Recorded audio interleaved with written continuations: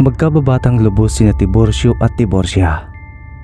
Malapit na magkaibigan din ang kanilang mga yumaong mga magulang. Parehas din silang pinamamanaan ng malawak na lupaing kanilang ngayong sinasaka, katulong ang mga kalabaw na kanila ring namana. Magkatulong sila sa lahat ng mga gawain. Ang kinagandahan pa sa kanilang pagkakaibigan ay maski nagsasama na sila sa iisang bahay, ay nire-respeto pa rin nila ang isa't isa. Bukod kasi sa naliligaw pa lamang si Tiburcio kay Tiburcia, ay malinis ang hangarin nito sa dalaga.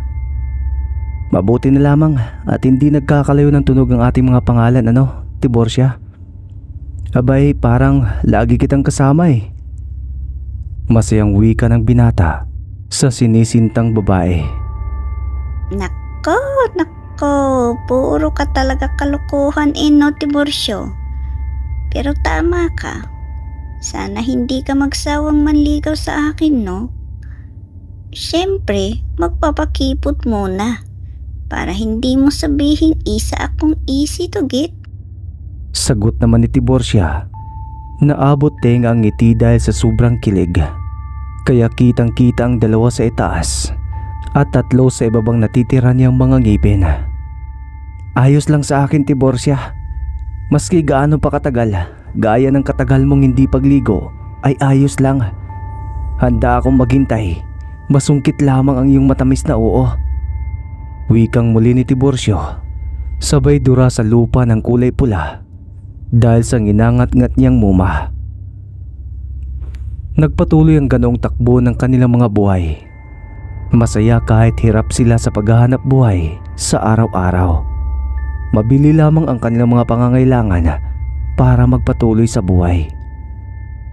Ngunit darating sa kanilang mga buhay ang hindi nila inaasahang magaganap, lalo na sa ibang mga residente ng kanilang lugar. Sunod-sunod kasi ang mga patayang nagaganap. Wakwak ang mga tiyan at nawawala ang ibang mga laman loob ng mga taong tila baboy na kinakatay at tila nilalapa ng mabangis na hayop o kaya naman nilalang sa dilim. Isang araw nang magpunta si Tiburcio sa bayan, ay nadaanan niyang nagkukumpulang mga matatandang tsismosa. Narinig niya ang mga pinag-uusapan ng mga ito ay ang mga taong natatagpo ang patay sa mga gilid ng kalsada na ang may kagagawan di umano ay mga aswang. Aswang? Totoo kaya sila? Natanong ni Tiburcio sa kanyang isipan. Pero nang makaalpas na siya sa mga nagchichismisan, ay ipinagkibit balikat na lamang niya ang mga narinig saka nagpatuloy sa paglalakad. Dumaan pa ang mga araw pero ganoon pa rin ang laman ng mga balita at mas lumalala pa ang mga sitwasyon. Pati mga walang kamuang-muang na mga sanggol na nasa sinapupunan pa lamang ng kanilang mga magulang ay hindi pinapatawad ng mga nilalang na gumagawa ng karumaldumal na krimen. Isang gabi habang naglalakad si Tiburcio sa maliit na daanan papunta sa kanyang lupang sinasaka, ay bigla na lamang siyang nakaramdam ng mga kaluskos. Bilog ang buwan ng mga sandaling yon, kaya maliwanag ang paligid. Agad siyang nagtago sa matalahib na parte ng sakahan.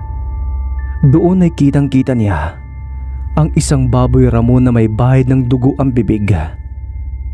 Unti-unti rin yung nagbago ng anyo bilang isang tao. Hindi alam ni Tiburcio ang mararamdaman ng mga sandaling yon. Pinaghalong takot at paghanga kasi ang kanyang nararamdaman. Dahil sa kauna-unahang pagkakataon ay nakakita siya ng pagpapalit anyo ng isang aswang na hindi naman niya pinapaniwalaan. Magkagayunman ay iniwasan pa rin niyang makagawa ng ingay. At nang makalayo na ang aswang ay saka pa lamang siya nakahinga ng maluwag. Ipinagpatuloy niya ang kanyang paglalakad papunta sa kanyang bukid. Nanlumo siya sa kanyang nadatnan dahil ang kanyang kalabaw na minanapan niya sa kanyang mga magulang ay nakahandusay na sa lupa at wala na iyong buhay. Ayon sa kanyang obserbasyon. Nilapitan pa niya ito at doon niya napagtantong nilingkis iyon ng isang napakalaking sawa na halos kalahating laki ng katawan ng alaga niyang kalabaw. Nangihinang napaupo si Tiburcio sa damuhan malapit sa uluhan ng alaga niyang hayop. Subalit pagkalapat ng kanyang puwit sa lupa ay bigla siyang napaso dahil sa kakaibang bagay na kanyang naupuan. Agad niya itong hinanap at doon niya nakita ang isang hugis ngipin. Agad niyang naalala ang sinabi ng kanyang ama tungkol sa mutya ng ngipin ng kalabaw. Ayon sa sinabi ng kanyang tatay, ay mabisang panlaban sa mga kampo ng kadiliman ang mutya ng ngipin ng kalabaw. Kapag nasa iyo ito, magkakaroon ka ng ibayong lakas at tapang. Hindi ka rin madaling masugatan dahil tataglayin mo ang kunat ng balat ng isang kalabaw. Makikita mo lamang ang mutyang ito kapag bilog ang buwan sa isang patay na kalabaw na nakipaglaban muna sa kamatayan bago ito mamatay. Ayon pa rito, ay mailalabas lamang ng mamamatay na kalabaw ang kanyang mutya kapag inipon nito ang buong lakas para sa huling pag-atake. Marahil ay ito ang lakas ng aking kalabaw na ginamit niya para mapuksa rin ang sawang lumingkis sa kanya. Nasabi pa ni Tiburcio sa kanyang sarili. Saka muling pinasadaan ng sawang pumatay sa alaga niyang hayop. Doon niya nakumpirmang nahati pala sa dalawa ang sawa at iyon ang naging sanhi ng kanya ring kamatayan. Noong unay napapaso pa siyang hawakan ng mutya, pero pagkalipas pa ng ilang minuto ay nasasanay na rin siya sa init nito. Ayon sa naalala niyang sinabi pa ng kanyang ama tungkol sa hawak niyang mutya ngayon, ay saka lamang ito gagana kapag iniligay niya ito sa kanyang pusod. Kusa itong didikit at hindi malalaglag. Maaalis lamang ito sa kanyang pusod kapag ang may tanga na nito mismo ang magtatanggal. Agad niyang ginaya ang bagay na yon na kaagad ding umepekto. Kumapit nga sa kanyang pusod ang mutya. Ayos makakauwi na nga para masabi ko ito kay Tiburcia. May pagtatanggol ko na rin siya sa mga aswang na magtatangkang manakit sa kanya. Saad ng binata, saka bumalik na sa kanilang tirahan.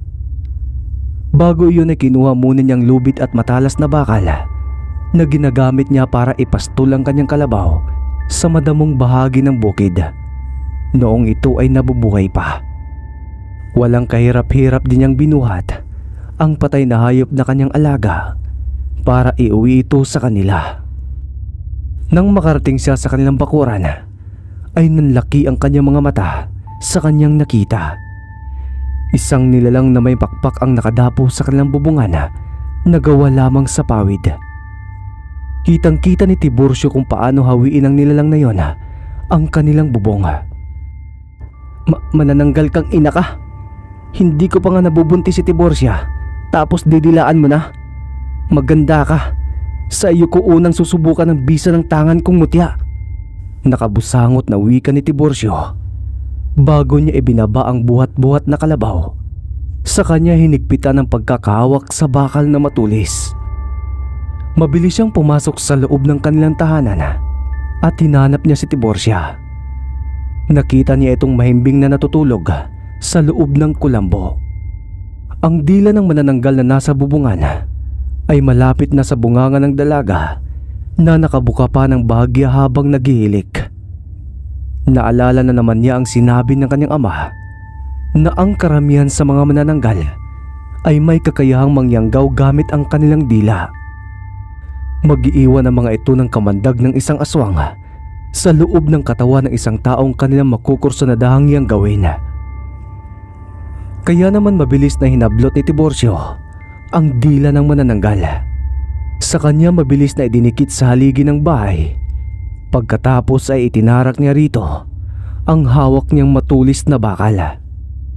Dinig na dinig niya ang pagpalahaw ng manananggal na nasa bubong hanggang sa ito'y mahulog sa lupa. Lagot ka ngayon sa akin. Mabilis na lumabas si Tiburcio ng kanilang bahay at mabilis na pinuntahan ang lugar kung saan bumagsak ang manananggal.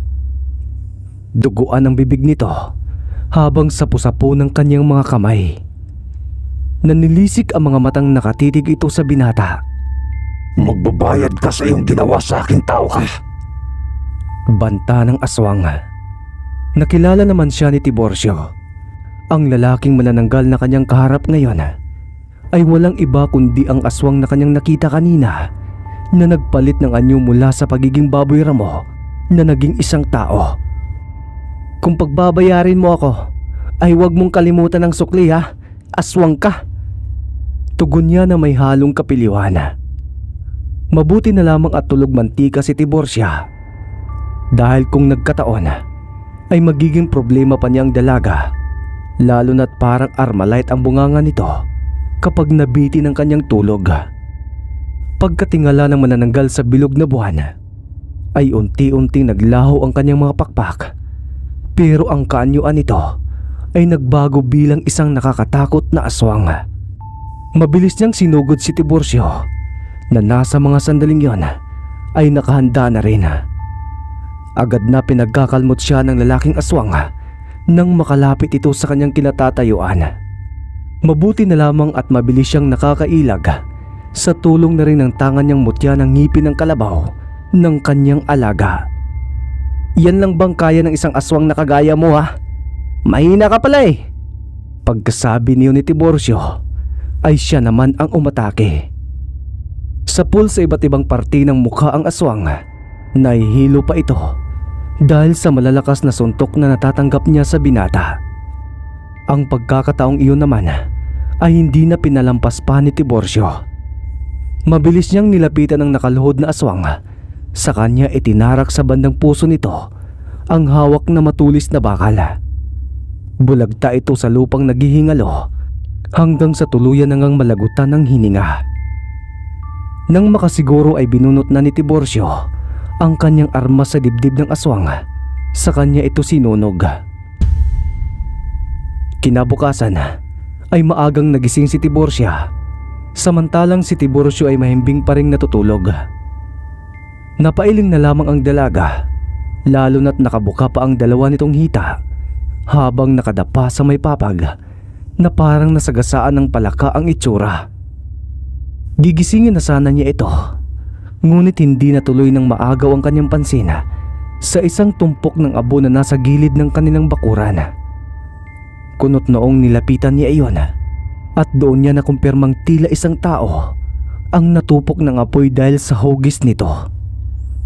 Bumalik siyang patakbo sa loob ng kanilang bahay. Sa kanya niyugyug si Tiburcio para gisingin. Bakit ba? May sunog ba?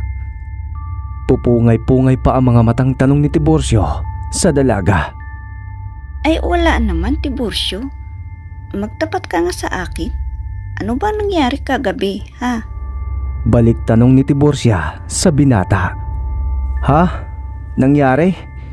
Wala naman ah. Pagkakaila naman ng lalaki. Dahil sa liwanag ng araw na nakapasok sa kanilang bahay, ay napatingala si Tiburcia. Inaswang ba tayo, Tiburcio? Seryosong saad ng dalaga. Hindi kaagad nakasagot si Tiburcio. Binasa muna niya ang mga mata ng babae bago ito nagsalita. Oo Muntik ka na nga mayanggaw ng isang manananggal kagabi, Tiburcia. Lalaking manananggal yun. Kaya baka may kursunada sa'yo, kaya gusto kanyang gawing kaori nila. Pagtatapat ng binata ng katotohanan, pati na rin ang kanyang obserbasyon. Ay siya ba ang abo na nasa gilid ng bakuran natin, Tiburcio? Siya nga, Tiburcia. Nakasagupa ko siya kagabi. Pagkatapos kong maputol ang kanyang dila na ginamit niya para yang gawin ka, natalo ko siya at sinunog. Natahimik si Tiburcia sa mga narinig. Napatanaw pa ito ng malayo sa labas ng kanyang bintana na tila may ginugunita. May problema ba, Tiburcia? Tanong muli ni Tiburcio sa dalaga na kaagad na basag ang katahimikan. Alam mo, Tiburcio, maipagtatapat ako sa'yo. Kung hindi ako nagkakamali ay si Rafael ang iyong napatay. Anak siya ng isang manananggal at isang aswang. Nakalaro ko na siya minsan noong tayo ay mga bata pa.